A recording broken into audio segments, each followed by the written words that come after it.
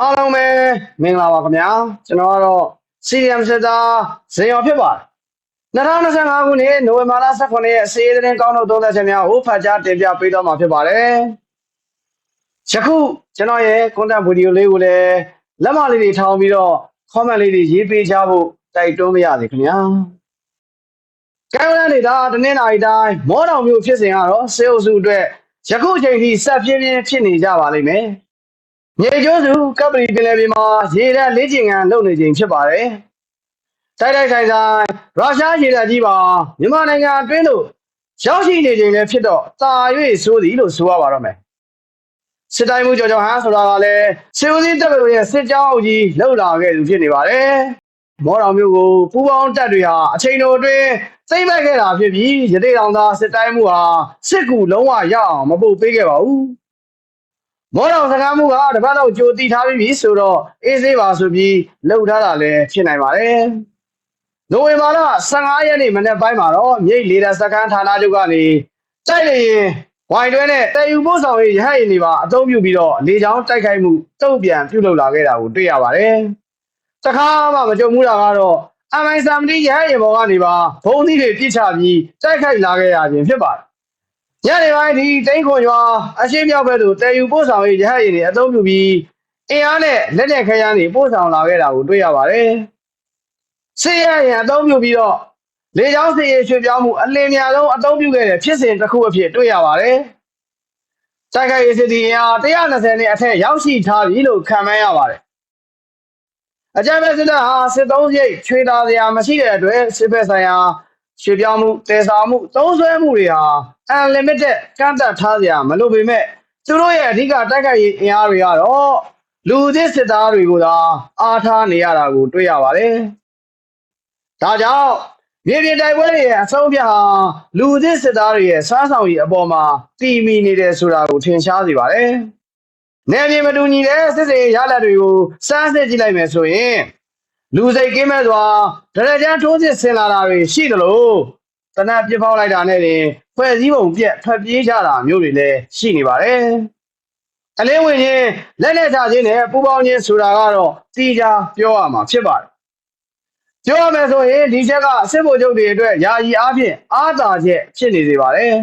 ။မင်းတို့တွေကနှစ်နှစ်သေးပါကွာ။ငါတို့ဆိုရင်တက်လုံးမသေးမချင်းတိုက်နေရအောင်ပါဒီနှစ်တာပြီးသွားရင်မင်းတို့တိုက်ချင်ပါတယ်ဆိုရင်တော့တိုက်လို့မရတော့ပါဘူးဆိုပြီးလဲလုံနေပါသေးတယ်။ဒါကြောင့်အခုစစ်မှုထမ်းကာလနှစ်နှစ်အတွင်းမှာရဲရဲဝံ့ဝံ့လောက်ကြပါဆိုပြီး brain wash ဆက်တိုက်လုံနေပါလိမ့်မယ်။ဒါကြောင့်လဲအကြမ်းဖက်တာလူသစ်စစ်သားတွေကိုအပတ်စဉ်1ကနေအပတ်စဉ်14ထိစုစုပေါင်း1821ယောက်ထိစစ်မြေပြင်အဆင့်တိုးလုံပေးထားတာကိုတွေ့ရပါတယ်။အကြမ်းအဖြစ်အင်အား9000ဝန်းကျင်အင်အား9000ဝန်းကျင်ဆိုတာအပတ်စဉ်14ထိပဲအဆင့်တိုးချီးမြှင့်ထားတာကိုတွေ့ရတဲ့အတွက်တပတ်စဉ်ကို9000နဲ့14ပတ်စဉ်9000လို့ခံမှန်းတွက်ချက်ခြင်းဖြစ်ပါတယ်9000ဝန်းကျင်မှာ1800ကိုအဆင့်တိုးပေးထားတယ်ဆိုတော့အသေးခံပြီးတိုက်ပေးကြရတဲ့အင်အားရဲ့1.5ခွန်ရာခိုင်နှုန်း300ခိုင်နှုန်းတောင်မပြည့်ဘူးဖြစ်ပါတယ်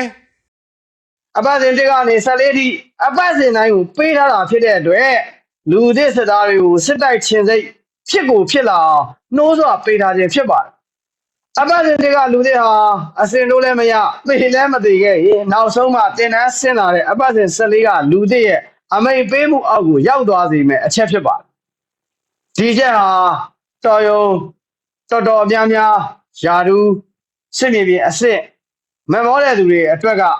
စူးစမ်းခြင်းစိတ်စစ်တပ်ရဲ့ပြောရမယ်ဆိုရင်နွားကိုတန်ကြော်နဲ့ထိုးတယ်လို့လုပ်ပေးတဲ့အချက်ပဲဖြစ်ပါတယ်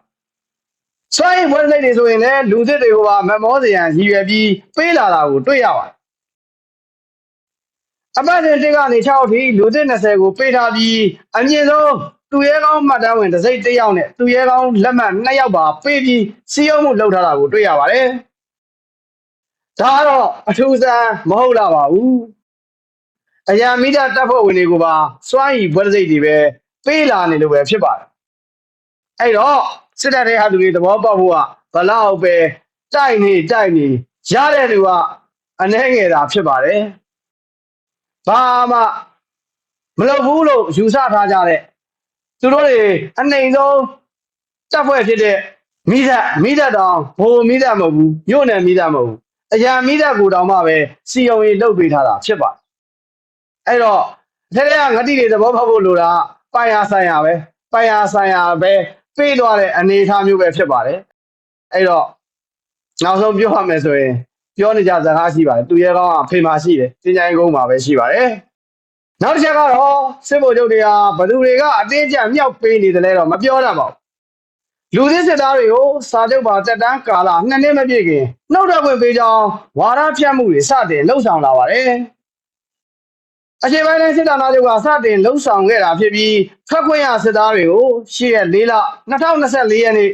စာချုပ်ချုပ်ဆိုတဲ့နေ့ရက်ကိုစတင်ရည်တွက်ထားတာကိုတွေ့ရပါတယ်ဝါရတဲ့ရုပ်သံမှာတွေ့ရတဲ့တာဝန်ကြီးလက်မှတ်ထုတ်ပေးထားတဲ့မှတ်တမ်းအရ8ရက်8လ2025ရက်နေ့ကလေးကထွက်ခွင့်ပြည့်ထားတဲ့လူသစ်စစ်သားတွေကိုအခမ်းအနားနဲ့ပြန်လည်လှုပ်ဆောင်ခဲ့ခြင်းဖြစ်နေပါတယ်။ကဲထွက်ခွင့်ပေးတဲ့ရက်ကလည်းထူးဆန်းတယ်ပြန်လုပ်တဲ့အခမ်းအနားကလည်းဗက်ဒိတ်နဲ့လုပ်တာပါ။8ရက်8လဆိုတာကျွန်တော်တို့တောင်တစ်ခါလေးမေ့ရင်မေ့မယ်။ဒီစစ်ဗိုလ်ချုပ်တွေလုံးဝကြောက်တယ်။ကျွန်တော်တို့ပြောရမယ်ဆိုရင်သူတို့တွေဒီသေလောက်အောင်ကြောက်တယ်။ကျွန်တော်တို့အခုသမိုင်းတွေရေးထိုးထားတဲ့အာနာသိမ့်လိုက်တဲ့နေ့ဆိုရင်လေသူတို့တွေအရန်ကြောက်ပါတယ်စစ်တပ်ကကျွန်တော်တို့အကြောက်တရားရှိတယ်လက်နဲ့အားကိုးနေတာထဲနေတာဖြစ်ပါတယ်ကျွန်တော်တို့တွေစီစီလုံးလုံးနဲ့စိတ်ဝမ်းမကွဲပဲနဲ့ဟန်ချက်ညီညီဆက်ပြီးရောရမှာဖြစ်ပါတယ်ကဲဆက်ရမယ်ဆိုရင်ဒီပြည့်စင်ဟာသွေးရိုးသားရိုးမဟုတ်ပါဘူးမင်းတို့လေကောင်းကောင်းမွန်မွန်နေထွက်ခွင့်ရမယ်လို့အထိပ္ပယ်ရနေသလိုမိဘအုပ်ထိန်းလူတွေကိုလည်းစစ်တပ်ရဲ့အထက်ပိုင်းလူတွေနဲ့အစင်ကြီးရင်ထွက်ခွင့်ရနိုင်တယ်ဆိုတဲ့ message မျှော်လင့်ချက်ကိုမိမောင်းထိုးပြလာတာဖြစ်ပါတယ်တကယ်ထောင်ကြောက်အကြီးသားကြီးဖြစ်ပါတယ်တကယ်တမ်းဟာအသက်60ပြည့်လို့ကြော်နေပြီကိုယ်တိုင်တော့ယူနီဖောင်းမချွတ်ရဲသေးတဲ့အပြင်တကယ်ပုံမှန်အရ60တက်ပြည့်သမားတွေကိုတောင် extension ဆွဲပြီးထွက်ခွင့်မပေးနိုင်တဲ့စစ်တပ်ကသုံးပုံတစ်ပုံလျှော့ပေးပါတယ်ဆိုပြီးလှုပ်ဆောင်လာခြင်းဖြစ်ပါတယ်အကြမ်းဖက်စစ်တပ်ဟာအကြံကုန်ဂလုံးစားချက်ဆိုသလိုဖြစ်နေတာလို့ပြောရပါနိုင်ငံတော်အရမလူသစ်စုဆောင်းနေရတာကိုရှော့ချဖို့နဲ့တပ်တွင်းဆန္ဒမဲလေးတွေကိုပါချူစီထည့်ပြီးယူသွားခြင်းဖြစ်ပါတယ်။တွေ့နေရတဲ့လက်မှတ်အရတနင်္လာရီတိုင်းဒေသကြီးတရချောင်းအခြေဆိုင်အမှတ်403ချင်းမြန်တိုင်ရမိကိုသူသားသမီးတူပါနေတာကိုတွေ့ရတယ်ပေါ့နော်။တွေ့ရတဲ့လက်မှတ်ကတော့အဲ့လက်မှတ်ကိုပဲတမင်တိနေခြင်းလို့ရိုက်တာလားမပီပြင်းနဲ့ဝါရဖြတ်မှုလားဆိုတာကတော့စဉ်းစားနေတော့မှရှိပါတယ်။ပြီးတော့ကျမ်းမာရေးရထွက်ခွင့်ပေးတယ်ဆိုရပြန်အောင်လေကူးဆက်ယောဂသမားတွေတောင်မသိမချင်းခိုင်းစားနေတော့တာဖြစ်ပါဒါကြောင့်အဆိုပါဝါဒပြမှုကိုလုံးဝမယုံစားမိဖို့နောက်တစ်ချက်ကတမတ်ကာလ2နှစ်ပြည့်ရောက်တဲ့အချိန်ကြာရင်လေအုတ်ထိန်လူမိဘတွေအနေနဲ့အမှန်တကယ်ထွက်ခွင့်ရကြဖို့လက်လန်းမိသည်များအပူတပြင်းသွင်းမေးပဲချိတ်ဆက်ဆောင်ရွက်ဖို့အရေးကြီးလာပါတယ်အကြမ်းဖက်တဲ့ဟာအတူအရာထွက်ခွင့်ပေးတာတောင်စံပြအနေနဲ့တရုတ်ပြနဲ့အစောဆုံးဝင်ရောက်ဟန်ပြပေးတဲ့တပ်တွင်းမိသားစုတွေကိုသာအသုံးပြုသွားတာကိုလည်းတွေ့ရပါတယ်။အလောက်ကန်ရရှိရေးအတွက်ပြည်ပနိုင်ငံတွေကိုဆေလွတ်မယ်ဆိုရမှာလဲတပ်တွင်းမိသားစုတွေကိုစီယုံရေးလုပ်ရင်းနဲ့ပြည်သူတွေကိုပါတပါးတည်းပြီးဝါရဖြန့်သွားတဲ့လှုပ်ဆောင်ချက်ဖြစ်ပါတယ်။ညနာမလိုက်ဘယ်မလိုက်စုယူရငါတမက်ထွဲဆိုတာမျိုးသာဖြစ်ပါတယ်။ဆက်ရရင်သိန်းကုန်ကြီးရွာရဲ့အရှိမဲ့အရာတို့သာရောက်ရှိလာတဲ့ချင်းမုံရေးတပ်တွေဟာမောတောင်ကိုရောက်သွားနိုင်သလားအဆိုပါအင်အားတွေလောက်နေတယ်မောတောင်ကိုပြန်လဲထိချုပ်သွားနိုင်မလားမောတောင်ဟာနိုဝင်ဘာလ14ရက်နေ့မှာလက်လွတ်ခဲ့ရပြီးတော့နိုဝင်ဘာလ15ရက်နေ့မှာပဲအကြမ်းဖက်တပ်ဟာတိုက်ခိုက်ရေးအင်အား120အထက်စုဖွဲ့ပြီးချက်ချင်းဆေလွတ်ခဲ့ခြင်းဖြစ်ပါတယ်မောတောင်ကိုရောက်ဖို့ချိန်ချောင်းတဲဗျူစတဲ့နေရာတွေကိုဖျက်ဆီးရမှာဖြစ်တဲ့အတွက်တကယ်လို့မောတောင်မျိုးတဲ့ရောက်သွားခဲ့မယ်ဆိုပါလေတောင်အင်အားဘလောက်ကြံနေပါဦးမလဲဆိုတာကိုတော့စောင့်ကြည့်အောင်ပါပဲဖြစ်ပါတယ်။စောင့်ကြည့်ရမယ်ဆိုတာကစစ်သဘောတရားအရသာပြောရတာဖြစ်ပါတယ်။စိမ့်ုံကနေမောတောင်ထိရောက်ရှိစူးစမ်းနေတာဒီနှစ်ပေါက်နေပြီဖြစ်တဲ့အပြင်အယိုးတွေလည်းဆွေးနေပြီဆိုတော့သူတို့ရဲ့ကဲတယ်ရေးစစ်စေးရေးအဖွဲ့ကြီးอ่ะပေါ့နော်ပြေးစရာကောင်းနေပါလိမ့်မယ်။မကွေးတိုင်းငဖဲမြို့နယ်အတွင်းမှာတော့မန်းချောင်းတိုင်းဗရန်ကနေစာတက်ကူဘက်သို့အင်အား30ဝန်းကျင်ရှိတဲ့စစ်ကြောင်းတစ်ခုရွေ့ရှားသွားခဲ့တာကိုတွေ့ရပါတယ်။ဂျမန်နေ့မနေ့မှာတော့ဇင်မျိုးကျွေးရတဲ့ကနေစစ်ရင်တစီအင်အား20ဝန်းကျင်ဟာ နိုင်ကလမ်းတဲ့တိုင်းဆက်စီကြေးရွာဘက်သို့အရေးပေါ်ထွက်ခွာလာတာကိုတွေ့ရပါအဆိုပါစစ်ရင်နှံထွက်မလာခင်နိုင်ဝဲခန့်မှာတော့ကုန်ကြီးကြေးရွာလေးမှာရှိတဲ့ခမောက်တောင်စကမ်းကုန်းကိုဝိုင်းပတ်ပိတ်ဆို့တိုက်ခိုက်တာကိုခံရပြီးတော့အမှတ်905အမြောက်စစ်စေးကိုကဲမှုဌာနချုပ်နဲ့အမှတ်409အမြောက်တိုင်ရင်တို့ကနေလက်နက်ကြီးနဲ့အသေးအတန်ပြစ်ကူပေးနေရတာရှိခဲ့ပါတယ်ဆိုတော့မက်ဆီကိုင်သတင်းတွေနောက်ထပ်ခြေကုန်စကမ်းငယ်တစ်ခုကိုရရှိပြီဆိုတဲ့သတင်းတွေမကြခင်ကြားရနိုင်ပွဲရှိပါတယ်နေကင်းပိုင်းမှာတော့မင်းဘူးခြေဆိုင်အမှတ်88ခြေလင်တိုင်ရင်အတွဲကနေထွက်ခွာလာတဲ့စစ်ရင်နှံ5စီးအင်အား150ခန့်ဟာဗရမ်းမြို့ကိုဖျက်ပြီးစာတက်ကူမှာတစ်ဆင့်စုံကုန်းအမြောက်တပ်တွေဘက်သို့ဥတီဝင်ရောက်လာတာကိုတွေ့ရပါတယ်ငါးပိုင်းမြို့နယ်အစော်ပြားမှာစစ်ရေးတင်းမာနေပြီမဲ့ဆက်ဆက်နေပြီဖြစ်တဲ့သကုမြို့နယ်မှာတော့စစ်ကောင်စီရဲ့စစ်ရေးလှုပ်ရှားမှုနဲ့အုပ်ချုပ်မှုရန်ရဟာအချိုအယွင်းရှိမနေတာကိုတွေ့ရပါတယ်ဂျမန်နေ့ကစပြီး3ရက်အတွင်းအာရမလူသစ်စုဆောင်းမှုအတွက်အမှတ်30ခြေလင်တိုင်ရင်ကိုယ်တိုင်ချက်မှတ်ပြီးတော့တွေ့ရလူမှန်သမျှစီယုံမှုဆွဲဖမ်းမှုညွှန်ကြားချက်ရောက်ရှိနေခဲ့ပါပြီတော်လိုင်းတပ်တွေအောင်တဲ့ဒေသတွေမှာလူသစ်စုဆောင်းမှုဟာမပြည့်ပြည့်မဲ့တော်လိုင်းတပ်တွေခြေကုပ်မရှိတဲ့နယ်မြေတွေကတော့အာရမလူသစ်စုဆောင်းတာကိုခံကြရအောင်ပါပဲဖြစ်ပါတယ်ကျွန်တော်တို့တွေခံနိုင်ရင်ကြံနိုင်ရင်ရှိဖို့လိုပါတယ်စစ်တပ်ဆိုတာလူနည်းစုပါဒီကောင်တွေကိုလူသစ်စုရတာတောင်ကြောက်လာပါပြီဆိုတာမျိုးဖြစ်သွားရအောင်ကြိုးစားပါမယ်ဘယ်လိုလုပ်ရမလဲဒါကတော့သတ်မှတ်ထားတဲ့နီးဗျူဟာနီလန်မရှိပါဘူး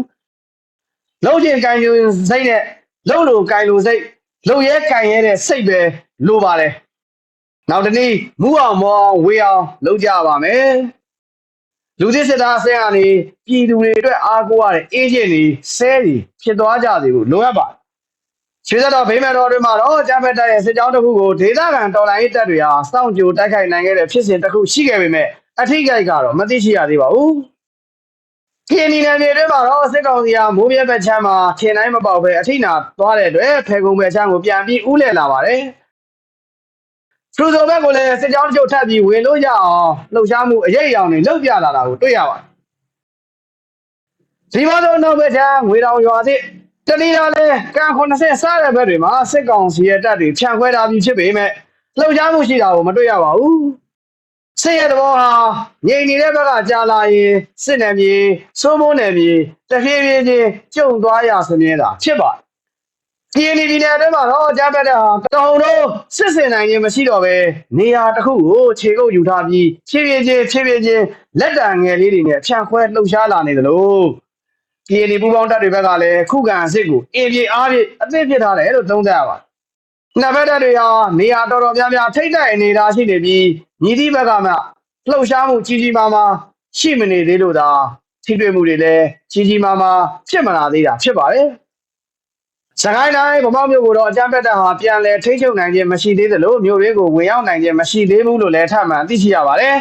။အတည်ပြုလို့ရတဲ့သတင်းဖြစ်ပါတယ်။ဝင်ရောက်လာတယ်ဆိုတာကလည်းမှားတော့မမှားပါဘူးဒရုန်းတွေဝဲပြန်ပြီးတော့ရောက်လာတာဖြစ်ပါလိမ့်မယ်ဒါကြောင့်ဗမာမျိုးကိုကာကွယ်ရေးတပ်တွေထိချုပ်ထားတာနှစ်လပြည့်မြောက်တော့မှလို့ဆိုရမှာပါအကြမ်းဖက်တပ်ရဲ့စစ်ကြောင်းတွေဟာမြို့ရဲ့အနောက်ဘက်မှာသာခြေကုပ်ယူထားသေးတာဖြစ်ပြီးတော်လိုင်းရေးတပ်တွေဟာမြို့ရင်းမှာပဲနေရာယူထားမြဲတာတွေ့ရပါတယ်ကံဘလူမြို့နယ်အတွင်းမှာတော့ဒေသခံတွေဟာရွာလုံးကျွတ်တိမ်းရှောင်ကြရပြန်ပြီဖြစ်ပါတယ်ထံကုန်ဇီးကုန်းနဲ့မူးပေါင်တစ်လျှောက်ကိုလေကြောင်းတိုက်ခိုက်မှုပြုလုပ်ပြီးမြေပြင်စစ်ကြောင်းတွေထပ်မံဝင်ရောက်လာမဲ့အနေအထားရှိပါတယ်။အမှတ်33ခြေလင်တပ်မဌာနချုပ်မှာလည်းအခြားခြေလင်တပ်မဌာနချုပ်တွေလို့နီးဗျူဟာ3ခုရှိနေပါတယ်။331လာမလား332လာမလား333ဖြစ်မလားဘာလာထောင်းမဲ့စကိုင်းသားတွေရဲ့လက်တံကိုကျွန်တော်တို့တွေစောင့်ကြည့်ပြီးတော့ကြားကြရအောင်မယ်လို့တော့ညွှန်လဲရပါတယ်။မန္တလေးတိုင်းမရယာမြို့နယ်ကတော့စစ်ကောင်စီလက်အောက်ရာနှုန်းပြည့်နီးပါးပြန်လည်ကြာရောက်သွားပြီလို့ဆိုရတော့မှာဖြစ်ပါတယ်။စေအုပ်စုဟာရခိုင်ကြောက်ဖြူမင်းပြင်းမိုးစလစခန်းမှာအောင်ပွဲခံမှတ်တမ်းတပ်ပုံရိုက်နေတော့လက်လက်ကြီးမှန်ပြီးမတ်စီကြိုက်တယ်ဆိုတဲ့တကယ်ရုပ်တံလေးတစ်ချက်ရှုစားကြည့်ကြပါတော်တော်များများလဲကြည့်ကြပြီးထင်ပါတယ်။အဆိုပါလက်လက်ကြီးပြစ်ခတ်မှုဟာဒရုန်းနဲ့ပြစ်ခတ်တကယ်လို့တိတိကျကျကြာရောက်ပေါက်ကွဲခဲ့တဲ့ပြစ်ခတ်မှုအစွမ်းကတော့လုံးဝအသိမှတ်ပြုရမှာဖြစ်ပါတယ် ကျွန်တော်တို့တွေအကြမ်းဖက်တပ်မှာနေကြတော့ပြစ်ခတ်သလိုမျိုးမြေပုံပေါ်တင်ပြီးပြင်းညှိုးရှာဖွေချိန်ရွယ်တာမျိုးမဟုတ်ပဲလေချောင်းကင်းတော့ drone နဲ့စကေးကပတ်ချက်ပြစ်ခတ်ခြင်းမျိုးဖြစ်ပါလိမ့်မယ်အခြေခံစာအုပ်တွေကိုထိခိုက်စေခြင်းမရှိပဲအကာအကွယ်ပြင်ပရောက်ချိန်မှာစနစ်တကျထောက်လန်းပြစ်ခတ်မှုပြုလုပ်နိုင်တဲ့နည်းစနစ်ဖြစ်ပါတယ်ရန်ပဲမျိုးနဲ့ပဲနာနီလာလေးလေးကိုချေတို့ရဲ့ fire power scale တွေဟာရေသက်ဖြူမောဝယ်တွေ့မြင်လာရလေလေပဲဖြစ်ပါတယ်လက်နဲ့ကြည့်တဲ့ drone နဲ့ drop ဘုံချပြီးတိုက်ခိုက်တာမျိုးလဲဖြစ်ကောင်းဖြစ်နိုင်ပါတယ်ဒါကြောင့်သကောက်သားတွေအလံကြီးထောင်ပြီးဓာတ်ပုံရိုက်တဲ့ရိုက်ကူးရေးအစီအစဉ်တွေတော်တော်လေးကျဲလာမှာဖြစ်သလိုဓာတ်ပုံမရိုက်ရဆိုတဲ့ဒေတာကအမိတ်တွေတောင်ထုတ်ပြန်လာနိုင်နေရှိပါ drop ဘုံနဲ့တိုက်ခိုက်တာချင်းတူခဲ့မယ်ဆိုရင်တော့မှပဲစစ်တပ်ကလည်း drop ဘုံသုံးပြီးတိုက်ခိုက်တာရှိပါတယ်အာရခတက်တော်မှာလူငယ်ပညာတတ်တွေပါပါတယ်တာဝန်ကြီးတိုက်နေတာမဟုတ်ဘဲနဲ့တကယ်အချိန်ကောင်းမုံစိုးကနေတားကောင်ချောင်းနေတယ်လို့မျိုးအချိန်ကောင်းလူစုပွဲလေးရှိတဲ့အချိန်မျိုးမှာတလုံးနဲ့ပြစ်သွားကျွန်တော်ပြောနေတယ်အချိန်ပိုင်းမှာပြောခဲ့တလုံးစာဆိုတာလေအဲ့တကယ်တလုံးစာကို special မိသွားတဲ့အနေအထားမျိုးပါတကယ်အခါပြန်ကြည့်ရင်အခါကြက်တွေရှိပါတယ်ဆက်ရရင်တပိတ်ချင်းကြောက်ပြနေနေမှာလည်းထိတွေ့မှုရှိခဲ့ပါသေးတယ်ဗရမ များမြေမိုးကုတ်မြို့မှာတော့နေမြေကန်နေစတင်တိတ်ဆောင်လာကြတာကိုတွေ့ရပါတယ်မြို့နယ်လူဦးရေရဲ့ခန့်မှန်း60ရာခိုင်နှုန်းနေရဆွန့်ခွာလာကြတာဖြစ်ပြီးကြောက်တူးလုပ်ငန်းနဲ့စီးပွားရေးလုပ်ကိုင်သူတွေကတော့ကြံရှိနေသေးတယ်လို့ဆိုပါတယ်ရှမ်းပြည်နယ်မြောက်ပိုင်းအနေထားကတော့စီးပေါ်လာချိုးလမ်းပိုင်းမှာဖြတ်တန်းသွားလာမှုတွေပိတ်ပင်ထားသေးတာရှိပါသေးတယ်ကိုကံဘက်ကတော့စစ်တုံးမှ200ဝန်းကျင်ပြန်လဲဆေလွတ်ပေးလာခဲ့တာကိုတွေ့ရပါတယ်အချင်းမြောက်ပိုင်းတိုင်းစစ်ဌာနချုပ်မှာစစ်ရန်အနေငယ်နဲ့အလုတ်ရှုပ်ထွေးနေချိန်မှာစစ်ကြောရေးလုပ်ငန်းစဉ်တွေနဲ့ထပ်ပြီးအလုတ်ရှုပ်သွားအောင်အာယုံပေးထားတယ်လို့ပဲဆိုရမှာပါကုမင်းမှာစကားပြောကြပြီးစစ်ရေးတင်းမာမှုအခြေအနေတစ်စုံတရာရှိလာပြီဆိုတာငါတို့စစ်နိုင်တာလားနင်တို့မမေ့နဲ့ဆိုတဲ့အထာနဲ့နင်တို့ငနာတွေနင်တို့ပြန်ခေါ်သွားဆိုပြီးအတုတ်လိုက်ပြန်ပြီးသတိရအောင်လွှဲပေးနေတာကိုလည်းပြည်သူတွေသတိထားမိကြမယ်ထင်ပါတယ်ပဲခူးတိုင်းနောက်ချမ်းပေါခေါင်းမြို့နယ်ကျိုးပင်ရွာကိုဂျမန်နေ့မနေ့9နာရီကဝိုင်တွဲတဲယူပို့ဆောင်ရေးလေယာဉ်နဲ့ဘုံနှလုံးကျဲချပြီးတိုက်ခိုက်ခဲ့ပါတယ်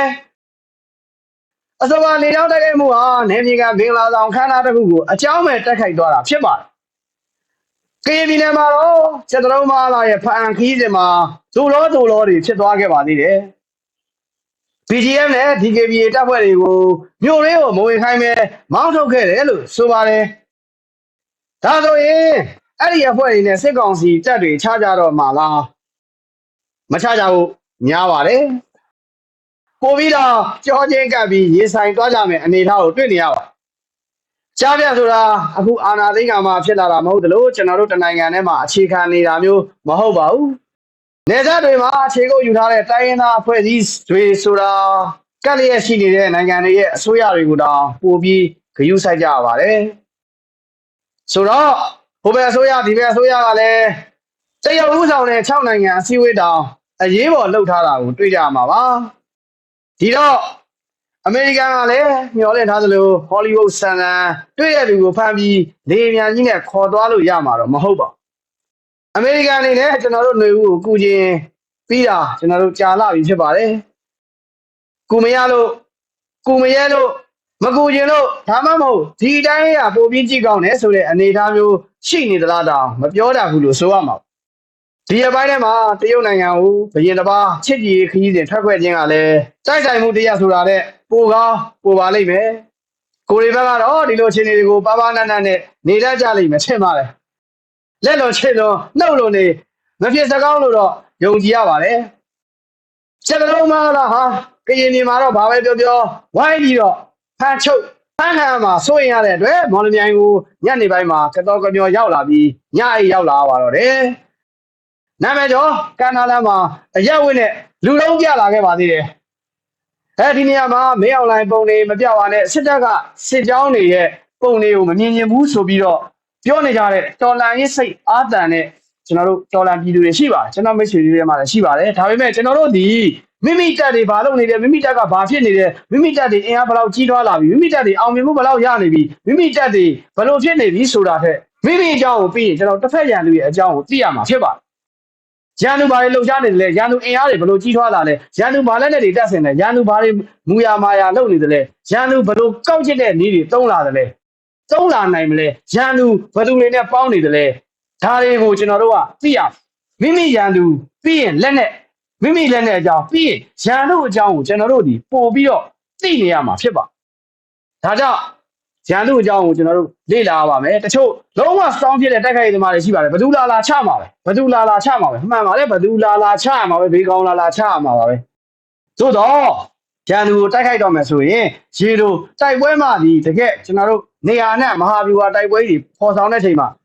ရန်သူခေါင်းဆောင်ရန်သူအင်အားရန်သူကိုင်းတဲ့လက်နဲ့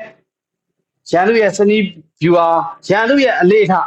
ဒါတွေကိုကျွန်တော်တို့ကရန်သူကိုတည်သွားသည့်အထိအရသာခံပြီးတစိမ့်စိမ့်ကြီးဖို့အတွက်ရန်သူရဲ့လှုပ်ရှားမှုတွေကိုစင်ဆက်မပြတ်ဖြစ်အောင်တင်ဆက်ပေးရခြင်းဖြစ်ပါတယ်။ချုပ်ရရင်မဟာလာကျွန်တော်တို့ဟာအရှိတောင်ပိုင်းတိုင်းစစ်ဌာနချုပ်မှာညအိတ်အခြေပြရဲတာကတော့ကျွန်တော်တို့ဒုတိယလူဆိုးဝေးလက်ဖက်ကြောက်ကိုပြောင်းနေတယ်လို့တောင်အောက်မရပါတယ်။မင်းမလို့တစ်ချိန်တော့ဘာလို့လဲဆိုတော့ဆိုဝေးမောင်မြိုင်ဘက်ကိုသူတစ်ချိန်ဦးသိမ့်မလဲရဲတော့မင်းမလို့သာခံခဲ့ရတာပါကွာဆိုပြီးတော့အဲ့ဟာငါတော့မလုပ်ရဲတော့ဘူးဆိုပြီးလှောင်ပြောင်နေရတယ်လို့သာယူဆပါကြောင်းသုံးသပ်တင်ပြလိုက်ရပါတယ်ခင်ဗျာစလည်းဆုံးနားထောင်ပေးတဲ့အတွက်ကျေးဇူးအများကြီးတင်ပါတယ်တိုက်ပွဲရှိရင်အောင်ပွဲရှိတယ်